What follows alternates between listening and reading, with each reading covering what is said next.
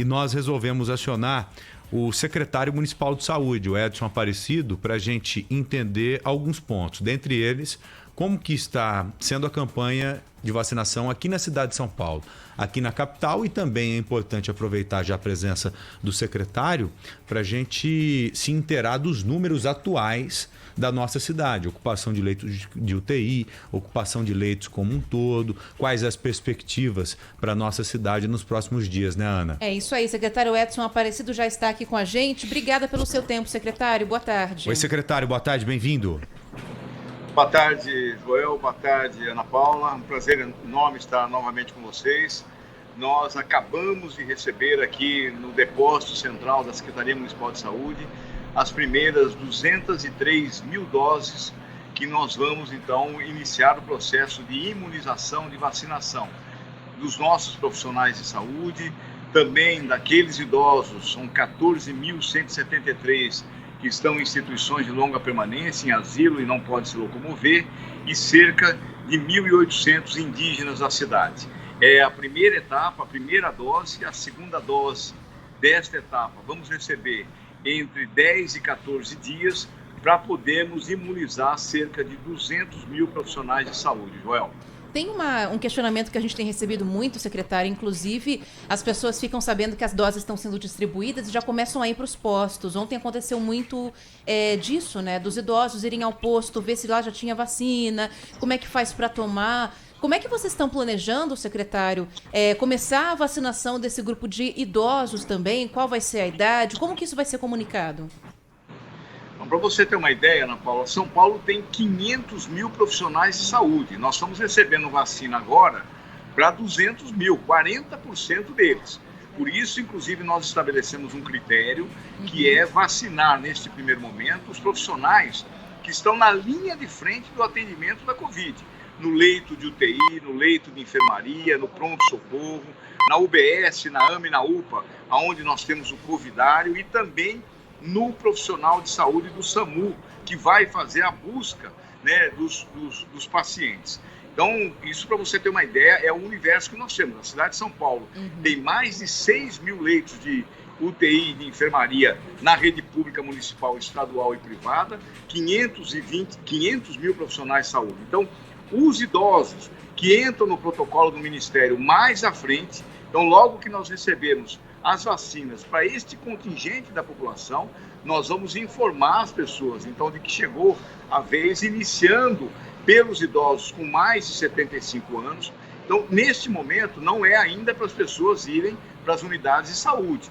Nós estamos mandando as vacinas que a gente está recebendo para os locais de trabalho. O profissional de saúde nosso não vai precisar sair do local de trabalho para ser vacinado, né, dentro do critério que nós estabelecemos, que é exatamente vacinar, neste momento, aqueles que estão na linha direta do atendimento contra a Covid-19. É um alerta importante, né? Achei que era importante o secretário falar também, para o nosso ouvinte ficar mais tranquilo e aguardar esse chamado, Joel. Exatamente, para ficar bem claro isso. Exatamente. Secretário, o senhor disse 500 mil funcionários da área médica aqui em São Paulo. Quantos por cento destes estão na linha de frente? Quantos dos 500 mil atuam mesmo na linha de frente, ali cuidando de paciente, cuidando de gente que está em UTI, gente que está internada lutando contra a Covid-19? E já emendando uma segunda pergunta. Pelo que o senhor tem conversado nesses dias com alguns profissionais da área médica, o senhor acha que eles podem se desdobrar ainda mais, trabalhar ainda mais de um jeito mais eficiente depois de vacinados? Claro, sem dúvida nenhuma, Joel. Quando o profissional de saúde recebe a vacina, ele fica mais tranquilo para poder trabalhar. Nós já estamos tendo dificuldades para contratar profissionais que estão à beira da exaustão. Mais de 12 meses de enfrentamento da pandemia, né, no município. Não só os profissionais da rede pública, mas também os profissionais da rede privada.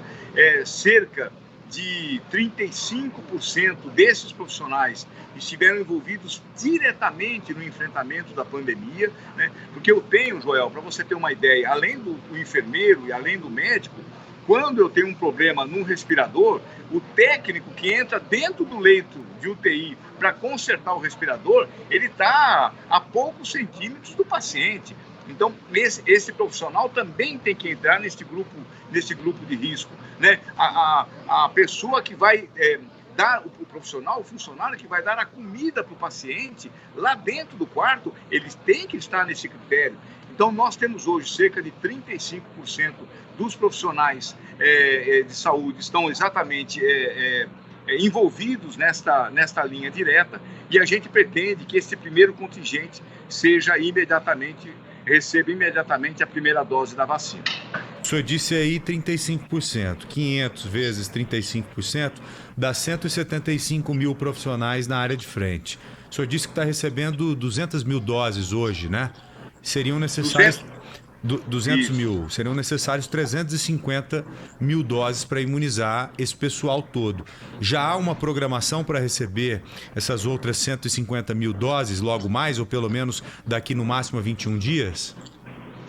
Já sim, Joel, nós já temos a programação para receber entre 10 e 14 dias a segunda dose para esses profissionais. Aí com isso a gente dá segurança de trabalho, né, para esses profissionais que estão na linha de frente, e depois, paulatinamente, vamos vacinando todos os demais profissionais que trabalham em outras alas das nossas unidades básicas, das nossas UPAs e também dos nossos hospitais. É bom lembrar que o município, nós vamos fazer a distribuição para todos os profissionais da rede pública municipal, da rede estadual e da rede privada. Por isso que é importante a gente ter critérios, que dessa maneira a gente vai vacinando quem efetivamente tem que ser vacinado. Secretário, agora avançando um pouco de assunto, saindo da história da vacinação, a gente também acha importante falar sobre os números da pandemia aqui em São Paulo, né? Porque a vacinação está muito no começo, é claro que é algo para a gente comemorar, mas a gente ainda está longe de ter uma pandemia sob controle aqui no Brasil, infelizmente. E os últimos números, inclusive ontem, o secretário estadual da Saúde, o Jean Gorenstein, usou uma frase muito forte para falar sobre a pandemia aqui em São Paulo, né? A semana passada, cujos números ele trouxe para a gente ontem, segundo ele, foi a pior semana epidemiológica desde o começo da pandemia aqui no Brasil, porque os casos estão avançando muito rápido, a gente ainda tem muita vaga nos hospitais, mas o ritmo de novos casos está preocupando o governo do estado. Em relação à prefeitura, como que o senhor está vendo essa questão? Como que está a situação em termos de números aqui da capital paulista, da região metropolitana, da área que o senhor pode falar? Ana Paula, nós estamos muito preocupados, porque a gente deve ter um impacto na nossa rede nos próximos 5 a 10 dias do que aconteceu no mês de dezembro, né? Tanto aquela questão do comércio, de toda aquela movimentação, como também das festas natalinas. Então, o grande impacto do que aconteceu em dezembro, nós ainda vamos ter a partir da próxima semana. Hoje nós temos 64% dos nossos leitos de UTI estão ocupados, 75% dos leitos de enfermaria. Nós devemos entregar até o final de janeiro, início de fevereiro, mais 110 leitos no Hospital Brigadeiro, e estamos aí tentando ver de que maneira a gente tem a nossa rede preparada para quem precisar de tratamento ser tratado. Estamos fazendo um monitoramento de mais de 1 milhão de pessoas em todos os bairros da periferia. Então, é uma situação, nesse momento, bastante preocupante, e o impacto do mês de dezembro ainda está por vir nas próximas 2 semanas. O senhor falou em 70% de ocupação de leitos, é isso? 64% dos leitos de UTI ocupados e 75% os leitos de enfermaria. No ápice da pandemia, em junho, julho e agosto do ano passado, nós chegamos a 94% de ocupação em toda a rede, e em 6 hospitais, vocês se lembram, nós chegamos a 100% de ocupação. O secretário, mais importante do que esses números atualizados é a gente saber a progressão disso, né? Pelo que o senhor tem visto aí, recebido de informação, esses números, eles estão crescentes? Devem continuar crescentes nos próximos dias ou tendem a se estabilizar? Eu pergunto isso porque é claro que as consequências muito ruins que estamos vivendo agora, elas têm relação direta com as festas de final de ano. Mas essas consequências das festas de final de ano vão passar, vão se encerrar. O senhor já consegue prever isso para a gente? Se daqui para frente a gente tende a pelo menos estabilizar esses números muito ruins que estamos enfrentando? Não, Joel, num primeiro momento, a previsão dos nossos técnicos, das pessoas, dos nossos diretores de hospital, é que a gente deve ter uma elevação, e não só uma elevação, mas uma velocidade elevação bastante acentuada. Isso é o que mais nos preocupa. Por isso que toda a atenção é importante. Novamente fazer um apelo à população de tentar evitar, sobretudo os jovens, aglomeração, usar máscara, né, até que a gente consiga fazer todo o processo efetivo de vacinação em massa. São essas medidas que vão nos auxiliar a gente controlar a pandemia, tratar todo mundo que precisa ser tratado. Agora, secretário, a situação da capital paulista é uma, a situação de Guarulhos é outra, de Osasco é uma terceira. A gente tem muitas cidades aqui na região metropolitana que tem um índice de ocupação de leitos muito mais alto, que vive uma situação mais preocupante, e há uma dependência, né, com a capital paulista em relação à ocupação dos hospitais, é claro. Já várias vezes o Centro de Contingência chegou a recomendar ao governo do estado que houvesse uma regressão de fase, que houvesse regras mais duras para serem implantadas aqui na capital, antes que esses números disparem e não dê mais para segurar. Eu sei que o senhor participa constantemente das reuniões com o Centro de Contingência para debater esses números, para receber esclarecimentos e orientações também. Qual que é a orientação nesse momento? O senhor acredita que há uma orientação, ou o senhor endossa uma orientação para que a gente tenha regras mais rígidas na capital paulista nas próximas semanas? Olha, Ana Paula, nós precisamos estabelecer regras, e o município, inclusive, sempre foi mais duro nessas regras do que o próprio Plano São Paulo, o próprio Estado. Você se lembra que só 3 meses depois nós permitimos abrir teatros e cinemas, né? A mesma coisa as escolas, né? Vários setores da sociedade, a mesma coisa esporte coletivo, os parques. Nós também demoramos muito mais tempo para poder fazer a abertura. Então, a gente tem procurado ser muito rígido nesse processo. Agora, é preciso a gente adotar medidas que a gente tenha a aderência da população, tenha a aderência da sociedade. Porque senão também a gente toma essas medidas, não tem a aderência da sociedade e a gente desmoraliza todo esse processo. Por isso que é importante, eu acho, que a gente ir fazendo o acompanhamento da doença, tentar conscientizar a população da importância de adotar as medidas sanitárias adequadas, né? E, obviamente, se a gente chegar a uma situação nova de gravidade, como nós enfrentamos em meados do ano passado, não há a menor sombra de dúvida de nós fazermos a sociedade compreender que tais medidas são necessárias. Secretário, a Ana colocou para a gente agora há pouco algo que foi dito pelo secretário estadual de saúde, o Dr. Jean Gorenstein, que estamos no pior momento da pandemia. E os números que o senhor trouxe para a gente agora, eles, de certa forma, não mostram isso, porque o pior momento da pandemia, na primeira fase, nós tínhamos aí, o senhor bem colocou, 100% de ocupação em algumas localidades. O que está acontecendo? Nós temos mais leitos do que tínhamos no período da pandemia? É isso? Por isso que esses números estão um pouco abaixo? Seria isso ou não, secretário? Exatamente, esses são um dos fatores. Primeiro, nós temos mais leitos disponibilizados para a população do que tínhamos naquela época. A média móvel de casos em junho, julho e agosto chegou a ser de 2.790. Hoje nós estamos em 1.400. A média móvel de mortes em 7 dias, e no dia 26 de junho, foi de 127 mortes. Nós estamos com 28.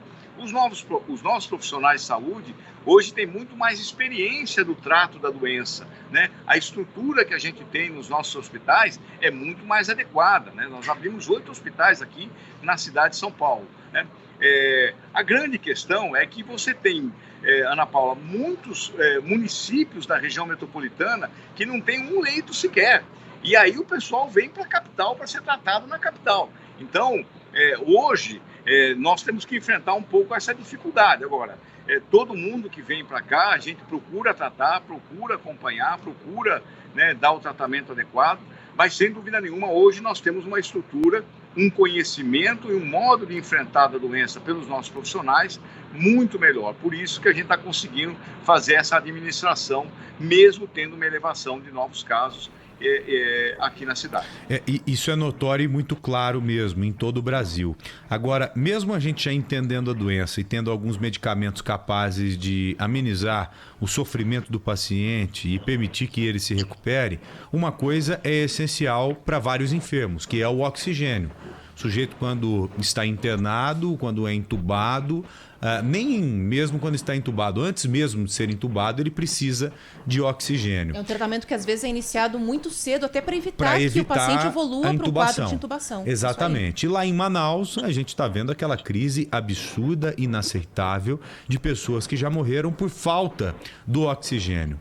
O que garante para a gente, secretário, que isso não deve acontecer ou não aconteça aqui em São Paulo? Que tipo de planejamento o senhor e a sua equipe fazem para colocar no papel ou no computador, né? Falando de um jeito mais atual. Nós gastamos tanto de oxigênio, produzimos tanto. Se tudo ficar da pior forma possível, nós teremos que ter uma quantidade X de oxigênio. Ou seja, qual o planejamento para evitar uma situação tão horrível como aquela que estamos vendo lá em Manaus? Isso é fundamental, ter previsão, ter planejamento, né? Nós temos aqui na cidade de São Paulo, para você ter uma ideia, Joel, 27 hospitais do município, hospitais públicos, né? Temos as nossas UPAs e as nossas AMAs que também precisam de oxigênio. Então a gente tem todo um planejamento anterior para que esse tipo de coisa não aconteça. Para você ter uma ideia, nós agora estávamos... a previsão de abertura nossa do Hospital Brigadeiro era agora no dia 25, né? Mas o Ministério da Saúde requisitou o tambor de oxigênio que a gente ia instalar no nosso hospital e foi para Manaus.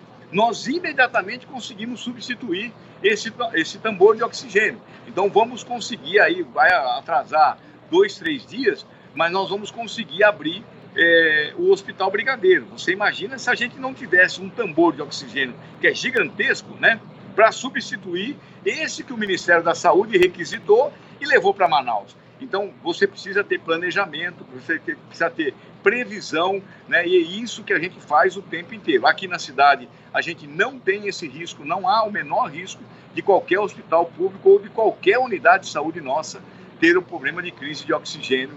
Se Deus quiser, temos aí o controle dessa situação, Joel. Que bom. Secretário, se o senhor nos permite, a gente tem um questionamento aqui também do nosso repórter, o Felipe Garrafa, que eu sei que ele já, inclusive, até conversou com o senhor a respeito disso, envolvendo a questão do IABAS. O Garrafa tem uma pergunta aqui para fazer para o senhor também, secretário. Pois não.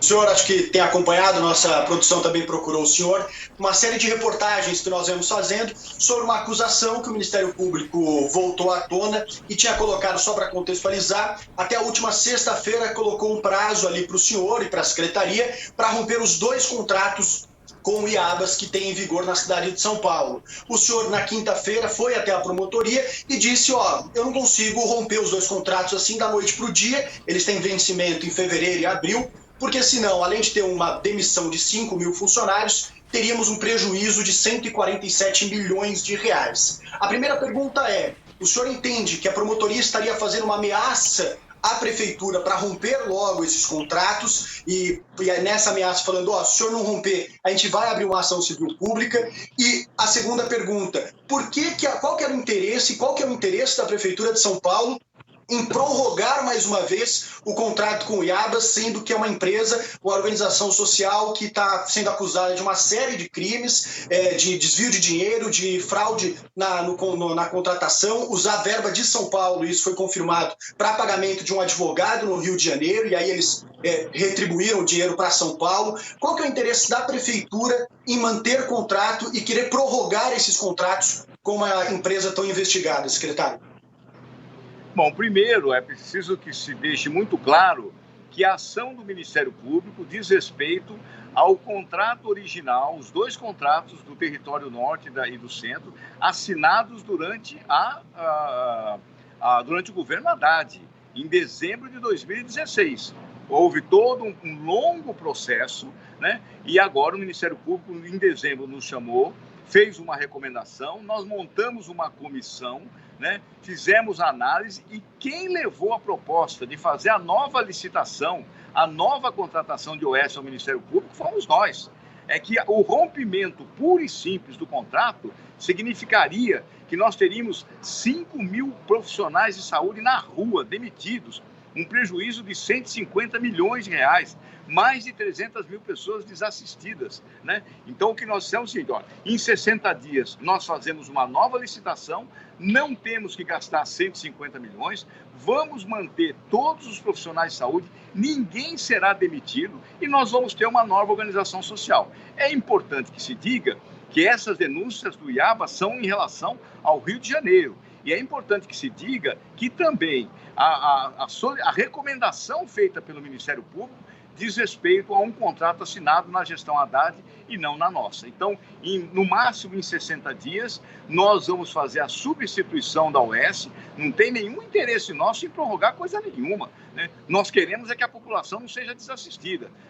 Nós queremos é que o funcionário público que trabalha na nossa UBS, lá do Jardim Peri, ele não seja demitido, ele continue atendendo a população. Em 60 dias, de acordo com a lei, nós vamos seguir todo o processo legal, nós vamos substituir o IABAS nesses dois territórios. Foi esse compromisso que nós firmamos, então, na última sexta-feira e já demos início a esse processo. A cada 15 dias, a Prefeitura vai informar o Ministério Público, ao promotor, Silvio Marques, de como esse processo está caminhando. Se Deus quiser, vamos fazer uma transição como tem que ser feita, uma transição preservando o atendimento da população, preservando o emprego e substituindo a OS, que tem exatamente, segundo o Ministério Público, a irregularidade no contrato assinado em 2016. Tá certo.